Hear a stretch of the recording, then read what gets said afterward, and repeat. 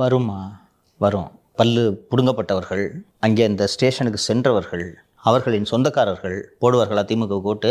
பல்வீர் சிங் ஏதோ வட இந்தியாவை சேர்ந்தவர். பல் பிடுங்கப்பட்டவர்கள் எல்லாம் நாடார்கள், தேவேந்திர குல வேளாளர்கள், முக்குலத்தோர். ஓகேவா?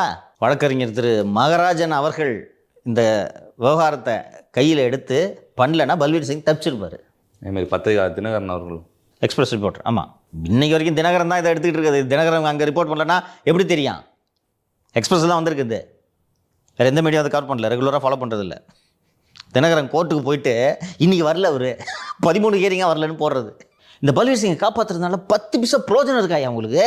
நான் சொல்கிறேன், அந்த கள்ளக்குறிச்சியில் அந்த கலெக்டரையும் எஸ்பியும் சஸ்பென்ஷனில் வச்சிருங்க சார். என்னாச்சு? இப்போது ஓய்வு பெற்று விட்டார். ஜெயலலிதா சொன்னதை நிறைவேற்றி காட்டியவர் முத்துக்கருப்பன். சென்னை மாநகருக்கு எப்போவுமே ஏடிஜிபி அந்தஸ்தில் தான் போடுவாங்க, இல்லைனா டிஜிபி அந்தஸ்தில் தான் கமிஷனர் போடுவாங்க. ஒரு ஐஜியை கமிஷனராக போட்டது முதல் முறை முத்துக்கருப்பன் தான். வந்து கருணாநிதி கைது பண்ணுன்னு சொன்னார், தூக்குனார்.